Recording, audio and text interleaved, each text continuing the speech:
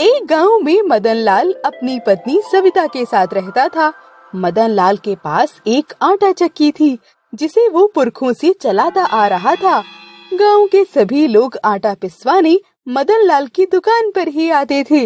एक दिन भोला नाम का एक व्यक्ति उसकी आटा चक्की के पास आकर बोलता है, अरे 5 किलो गेहूं लाया हूँ, इसे पीस कर रखो, आधे घंटे में ले जाऊंगा।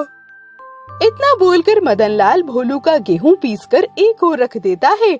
आधे घंटे के बाद भोला मदन लाल के पास आता है और उसे पैसे देकर उससे आटा ले जाता है। घर आकर वो उस आटे को खराब आटे में बदल देता है और गांव में आकर जोर जोर से चिल्लाने लगता है, अरे आओ आओ भाइयों, जरा देखो आके ये मदन लाल ने मुझे कैसा सड़ा हुआ आटा दे दिया है।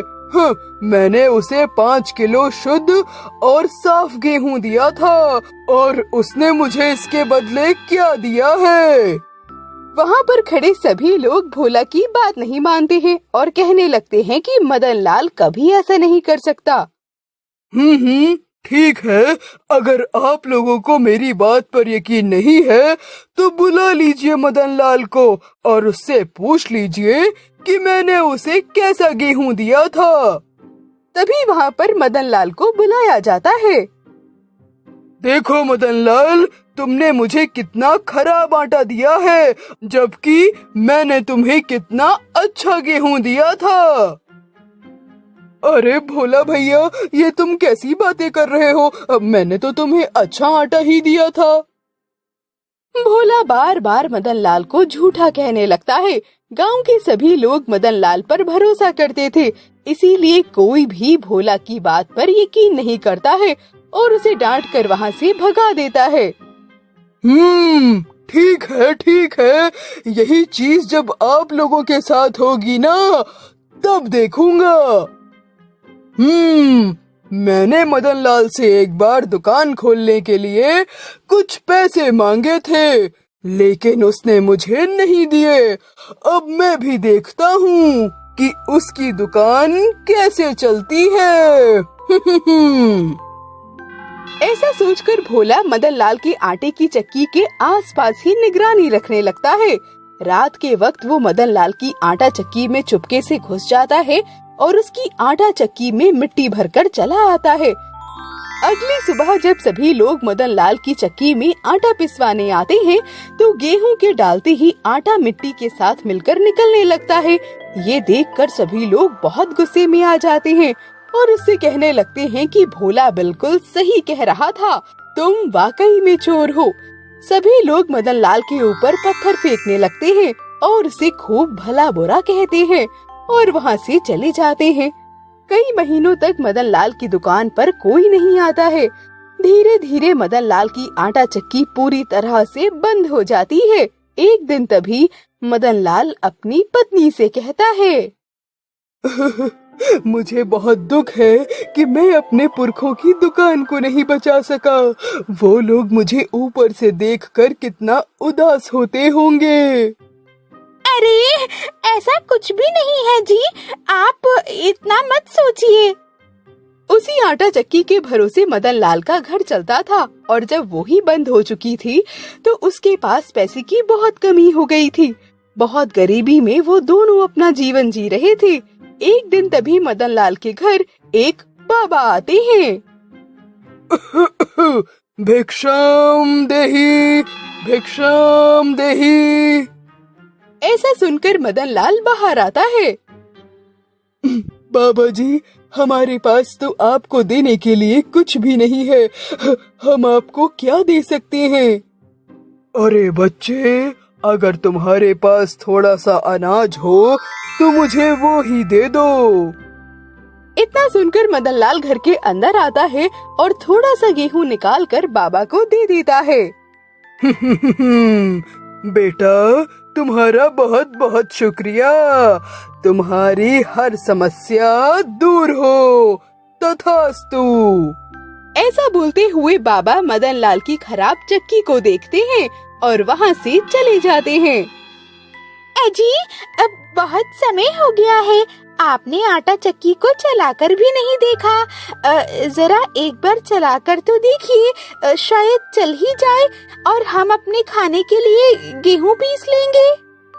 अपनी पत्नी की ये बात सुनकर मदनलाल चक्की चालू करता है और जैसे ही उसमें गेहूं डालता है, उसमें आटे के बदले पैसे निकलने लगते हैं और ये देखकर दोनों लोग हैरान हो जाते हैं। अरे ये क्या हो रहा है? मदनलाल उन पैसों से और अनाज खरीद कर लाता है और उन्हें भी चक्की में डालता है। वापस से ढेर सारे पैसे निकलने लगते हैं। ऐसा देखकर दोनों लोग बहुत खुश हो जाते हैं और अनाज डालकर चक्की से पैसे निकालते रहते हैं। धीरे धीरे देखते ही देखते उनके हालात सुधर जाते हैं और वो दोनों गांव के बहुत ही अमीर इंसान बन जाते हैं और सभी गांव वालों की तहे दिल से मदद करने लगते हैं।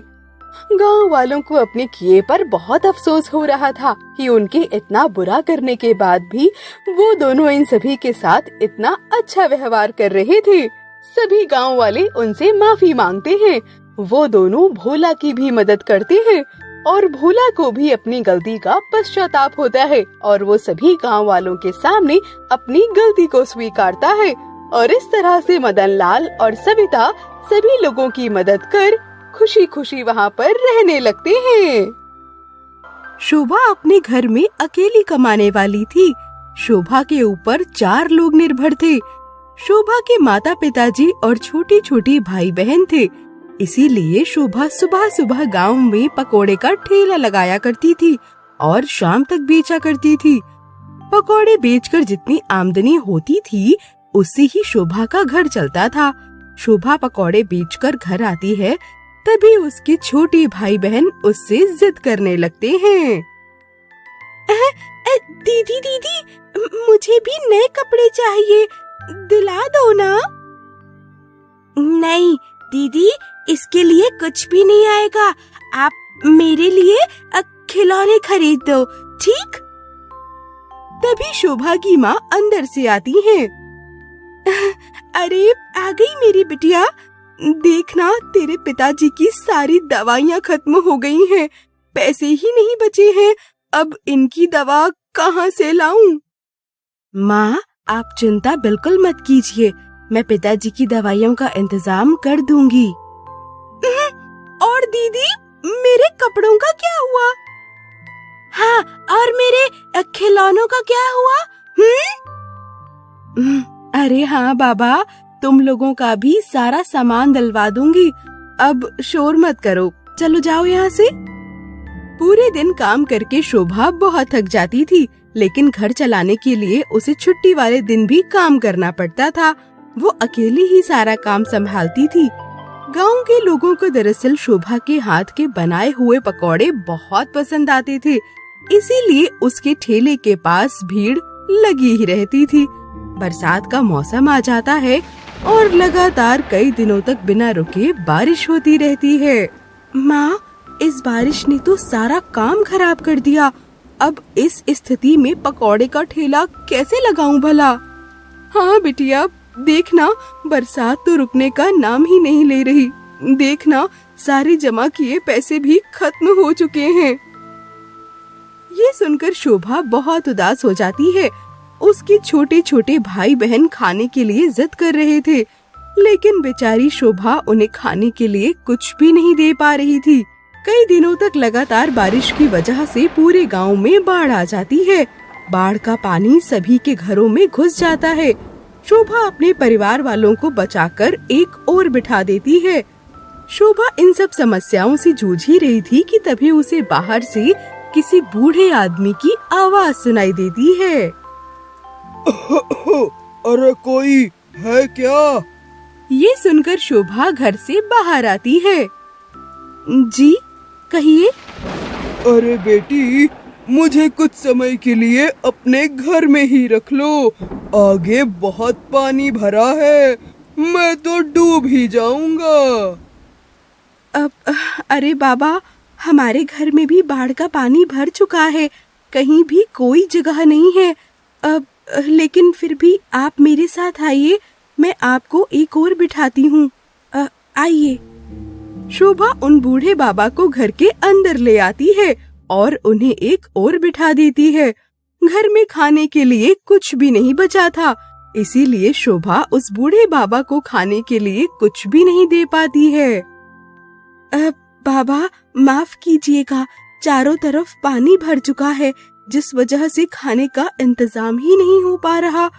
घर में भी खाने के लिए कुछ नहीं है, वरना हम आपको खाने के लिए जरूर कुछ न कुछ देते।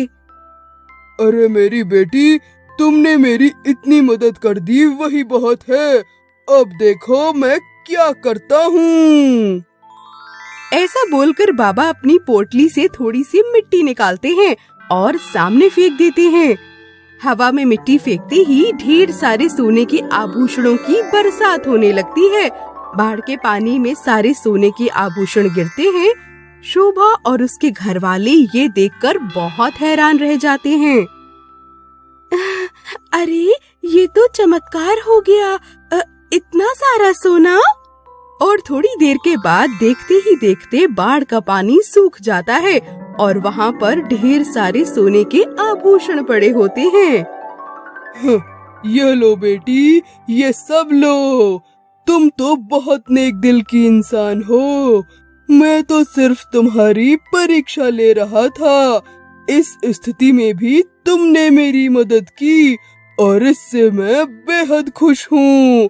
और ये सब तुम्हारे लिए मेरी तरफ से एक तोहफा है। ये लो, ये सब ले लो।